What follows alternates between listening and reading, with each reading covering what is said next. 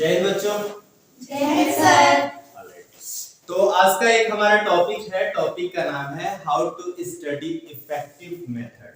ठीक है, आखिर मैंने ये वीडियो आपके लिए क्यों बनाया और आपके साथ क्यों बना रहा हूँ, उसका उद्देश्य ये है कि बार बार आप बोर हो जा रहे हो, सर पढ़ने का मन नहीं कर रहा है, सर पढ़ाई में मन नहीं लग रहा है, ठीक है, और जो पढ़ रहे हो वो भूल जा रहे हैं, टेस्ट से पहले पैनिक हो जा रहे हो, राइट, ऐसी सिचुएशन हो रही है। तो हमने एक टॉपिक का नाम लिया है how to study effective method, यानी हम प्रभावशाली ढंग से कैसे पढ़ें ताकि पढ़ाई हुई चीजें हमें समझ में आए और जब हम टेस्ट देने जाएं तो हेजिटेशन न रहे कि सर मुझे आता नहीं है या फिर मैं अच्छे से मार्क्स ऑब्टेन नहीं कर पाऊंगा या कर पाऊंगा। ठीक है, इस टाइप का। तो हमारा बिल्कुल ही सिंपल सा टॉपिक है, टॉपिक का नाम क्या है हमारा, हाउ टू स्टडी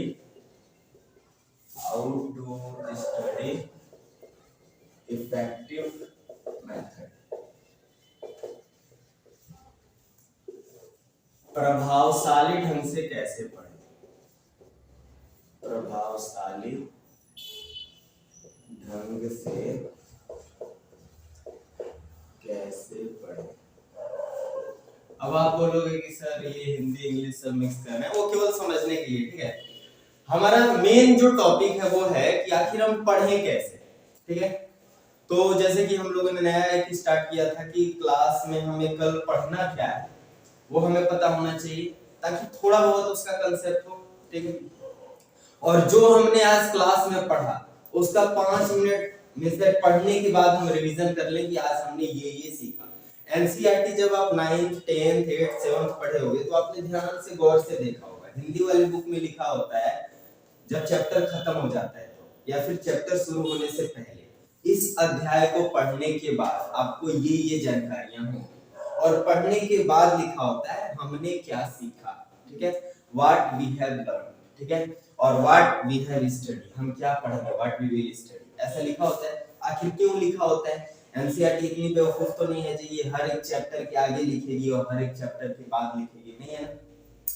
तो कहने का तात्पर्य ये है कि कुछ भी है जो हम पढ़ रहे हैं उसका सबसे पहले थोड़ा बहुत कंसेप्ट होना चाहिए कि हमें ये पढ़ना है, सिलेबस पता होना चाहिए, और पढ़ने के बाद हमें ये ध्यान में होना चाहिए कि हमने ये पॉइंट सीखा है। ठीक है, तो हमारा जो पॉइंट है वो ये है कि व्हाई सबसे पहला जो हमारा टॉपिक है how to study effective method, इसमें सबसे जो पहला पॉइंट है वो है रिवीजन का कांसेप्ट। किस चीज का कांसेप्ट है?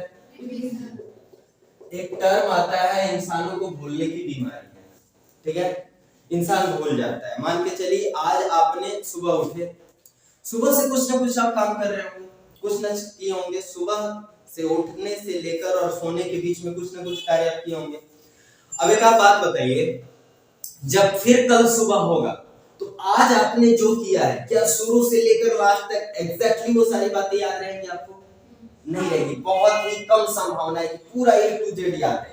और यदि ज्यादातर ज्यादा वर्क करें तो अब कुछ नहीं किए, सुबह उठे, खाना खाए, 1 घंटा पढ़े, फिर सो गए, तो याद रहेगा ही डेफिनेटली।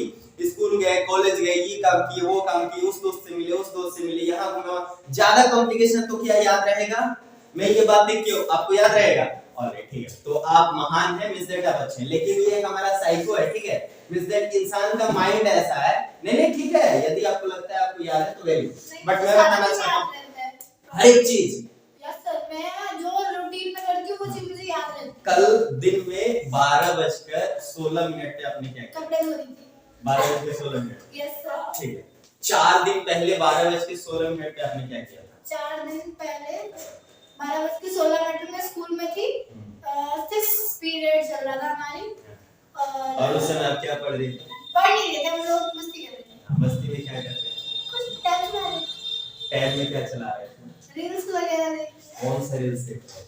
YouTube, इंस्टा की, ऐसे ही मैं अगर ड्राइंग्स की स्केच की रील्स देख। क्या वो एग्जैक्ट याद है कि कौन सा चैनल था और कौन सा वीडियो था? चैनल वगैरह नहीं था सर। जैसे रील्स में एग्जैक्टली क्या देख रहे थे वो आप रिमेंबर कर पा रहे हैं 4 दिन पहले? हाँ, तो यही देख रही थी ज्यादातर ड्राइंग्स पिक्चर वगैरह। जैसे एग्जैक्टली याद है वो कौन सा पिक्चर था? गर्ल्स में कौन सा पिक्चर था वो एग्जैक्टली, वो पूरा सिनेरियो अभी तक याद है? पूरा सिनेरियो याद है पर मैं आपको स्केच करके थोड़ी दिखा सकती हूँ। मिस दैट पूरा सिनेरियो याद है आपको? ठीक है, 1 महीने पहला का 12 बजे क्या कर रही थी आप? वो थोड़ी पता होगा। तो ये इंसान का माइंड ठीक है, आप 2 दिन 4 दिन पहले की बातें याद रखती हैं तो बहुत अच्छी बात है, बट ये इंसानों का मापदंड होता है। जैसे आपने बोला 4 दिन पहले की बातें आपको याद है, तो मैं एक सिंपल सा क्वेश्चन पूछता हूँ, आप डेली हमारे पास क्लास करने आती हैं, जो आपने बात बोली उसी से पूछ रहा हूँ। आप जब हम फ्राइडे को पढ़ रहे थे, फ्राइडे को मींस दैट एक दिन पहले, कल नहीं परसों, जब परसों हम पढ़ रहे थे तो फिजिक्स का हमारा पहला टॉपिक क्या था क्लास में?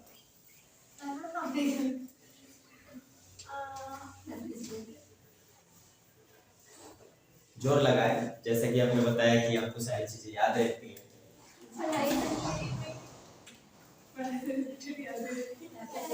कोई बात नहीं, रिमेम्बर।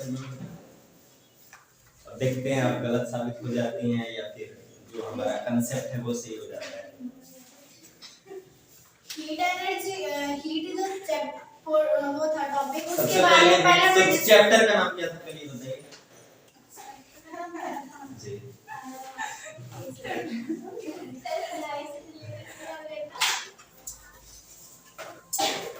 चैप्टर का नाम मैं बता देना चाहूंगा, बता दो। थर्मोडायनामिक्स। तो टॉपिक का नाम बताया? टॉपिक जो हीट वाला था हमने वो रिवीजन किया था, उसके बाद आपने नेक्स्ट टॉपिक की बात की थी जो आने वाला। तो ठीक है, वो बताइए उस टॉपिक का नाम। उस टॉपिक का नाम आर से स्टार्टअप हो गया।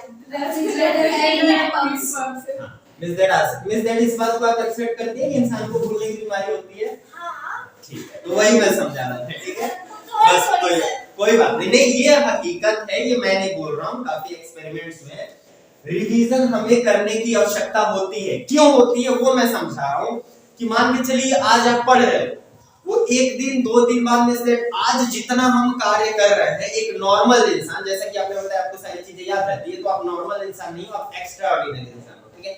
लेकिन एक नॉर्मल इंसान की बात की जा रही है, जैसे कि इंसानों को जिंदगी जीने के लिए 60 साल माना जाता है, 60 साल के बाद क्या कहते हैं, भाई अब तो रिटायर हो जा, तेरे बस की बात कार्य नहीं, ठीक है। उसी प्रकार से ये माना जाता है कि जो आज हम कर रहे हैं, यदि हम नॉर्मल इंसान हैं, हमारी सही से मस्तिष्क काम कर रही है, हाथ पैर सही से काम कर रहे हैं, सोचने की शक्ति सही से काम कर रहे हैं, तो लगभग 60% बातें हमें याद रखनी है, 50 से 60% बातें याद रखनी है। यानी कल का हमने क्या किया याद करेंगे तो 50 से 60 से 70% हम बता सकते हैं, ये किया ये किया ये एग्जैक्टली बता सकते हैं यदि हम नॉर्मल है, ठीक है। लेकिन 30 से 40% हम क्या होते हैं, भूल जाते हैं। वैसे एक दिन बाद जाओगे तो उतना मिस दैट कितना 70-80% भूल जाओगे, 20-30% याद जाओगे, 3-4 दिन पहले जाओगे 10% याद रहेगी, भूल जाओगे। लेकिन कोई कोई मिस दैट आकस्मिक घटनाएं हो जाती हैं या फिर बहुत ही आपको देख के करीब वाली घटना हो जाती है, चाहे वो 1 साल पहले हो चाहे 10 साल पहले, वो नहीं बोलते हम, ठीक है, क्योंकि उसको बार-बार हम रिवीजन अपने माइंड में करते रहते हैं। वो ऐसा हो गया, ठीक है, समझ पा रहे हो ना, ऐसा हो गया, ऐसा नहीं होना चाहिए, कोई छोड़ के चला गया, कोई मिल गया, ठीक है ना, वैसी बात है। तो कहने का तात्पर्य ये जो हमारा रिवीजन का कांसेप्ट है ना, ये है क्या रिवीजन? रिवीजन को हम 2 भागों में बांट सकते हैं, री प्लस विजन। विजन का मतलब क्या होता है, कौन बताएगा? देखना। क्या होता है? री मतलब दोबारा, विजन मतलब देखना। रिवीजन का मतलब है दोबारा पढ़ना नहीं, दोबारा रटना नहीं, दोबारा देखना। क्या होता है? तो सबसे अच्छा ढंग पढ़ने का, how to study effective method, हाँ बोलिए। एस के बाद आई नहीं लगा ना, एस के बाद भी आई, ऊपर रिवीजन बी आई एस या ये है ना, एस के बाद आई, बी आई एस, ठीक है, आर बी आई एस लो रिवीजन, ठीक है। यानी कहने का तात्पर्य ये है हमारा, जो हम आज पढ़ रहे हैं, ठीक है, पढ़ने से पहले जो हमने कल पढ़ा है, मात्र जो हमने कल पढ़ा है, पेज पलटना है। क्या करना है? और केवल देखना कि हमने पढ़ा क्या था, टॉपिक याद रखोगे और मास्टर को याद करो, मास्टर ने किस तरीके से उस बात को एक्सप्लेन किया था, बस जल्दी जल्दी 5 मिनट के अंदर सारी चीजें हो गई, ठीक है। उसके बाद से जब हम लोगों ने क्लास किया, जब क्लास पढ़ लिया, तो मैं खुद कराता हूं और उस समय आप माइंडसेट को रखो कि हाँ मास्टर ने आज ये पढ़ाया और इस तरीके से हमने उस कांसेप्ट को समझा। जैसे कि अभी मैं पढ़ा रहा हूं how to study effective method, कुछ समय बाद आप अपने माइंड को करोगे, रिवीजन का मतलब क्या होता है, रिवीजन का किस तरीके से सर ने एक्सप्लेन किया था, री प्लस विजन, यानी दोबारा देखना, पेज पलटते जाओ, देख लिया, बात खत्म, फिर हमारी क्लास होगी, क्लासेस होंगी तो हम ऑलरेडी डिस्कस करते हैं, बट बाय द वे कहीं और जाते हो तो फिर क्या करोगे, जैसे कि इसमें भी 2 कंडीशंस हैं, रिवीजन भी 2 तरीके से होती है। हम जो सब्जेक्ट्स है उसको बांट लेते हैं, जैसे कि ये मैथ हो गया, मैथ और फिजिक्स को एक में रखते हैं, क्यों सर, कौन बताएगा, और केमिस्ट्री और बायोलॉजी को एक में रखते हैं। Very good, very good. इसमें भी केमिस्ट्री में भी फिजिकल टर्म आते हैं, उसमें भी ये कांसेप्ट अप्लाई होगा जब हम फिजिकल केमिस्ट्री पढ़ेंगे। तो हम साइंस के विद्यार्थी हैं तो मैथ, फिजिक्स, केमिस्ट्री, बायो की बात करते हैं, ठीक है। बायो आपके लिए नहीं है बच्चे, कोई बात नहीं। मिस्टर कहने का तात्पर्य है जो हमारा बायो के लिए कांसेप्ट रहेगा वही केमिस्ट्री के लिए कांसेप्ट रहेगा, जो मैथमेटिक्स के लिए कांसेप्ट रहेगा वही फिजिक्स के लिए कांसेप्ट रहेगा। उसी प्रकार से आपको लगता है कि और भी आप कोई सब्जेक्ट पढ़ते हो या फिर भविष्य में पढ़ोगे तो सेम टॉपिक्स रहेगा, बट हां उसमें ये बात ध्यान देना होता है कि उसमें ज्यादा न्यूमेरिकल सॉल्व करना है, फार्मूला पुट करके उसको सॉल्व करने का तरीका है, केवल रटने से और समझने से हमारा कार्य हो जाएगा, ठीक है। तो जो न्यूमेरिकल्स वाले होते हैं उसको क्या होगा, आज हमने पढ़ा फार्मूला देख लिया, जो मैं पहले भी आपको क्लासेस में बताता हूं, फार्मूला कभी नहीं रटना होता है, फार्मूला लिख के आगे रख लेना होता है, ठीक है। जब आप लिख के आगे रख लोगे और जब उस बेसिस पे क्वेश्चन बनाओगे और जिस फार्मूले की आपको आवश्यकता होगी एक बार फार्मूला देखना, सॉल्व करना, फार्मूला देखना, सॉल्व करना, फार्मूले कभी भी नहीं रटने होते हैं, ठीक है। यदि कोई भी आपको बता दे कि फार्मूले रट के याद कर लो तो ये गलत है, खासकर फिजिक्स और मैथमेटिक्स में। ये फार्मूले आपको कांसेप्ट जो क्लासेस हो रहे हैं कांसेप्ट क्लियर करने हैं, थोड़े बहुत फार्मूले आ जाएंगे माइंड में, और जो थोड़े बहुत नहीं आते हैं उसको हमें एक पेज पे रखना है, एक नोट बनानी है, जैसे कि मैं बताया हूं किस चीज का नोट, फार्मूले का नोट, ठीक है। फार्मूले का नोट्स हमेशा बना के रखना है, और जब भी आप सॉल्व करें क्वेश्चंस, मैथ का हो या फिजिक्स का हो, उस फार्मूले को अपने सामने रख लें, पूरी किताब रख लें, किसकी किताब, पूरी किताब रख लें, नोटबुक रख लें, किसकी, फार्मूले की। जो टॉपिक्स बना रहे हैं, जो फार्मूला आपको चाहिए, हमें ये चाहिए, ये आ जाए, ठीक है। ये बार-बार आप प्रैक्टिस करोगे इसका काम हो जाएगा, ठीक है। इसका जो रिवीजन होता है ना वो डेली नहीं करना होता है, क्योंकि इसमें हमें प्रैक्टिस की आवश्यकता करनी होती है।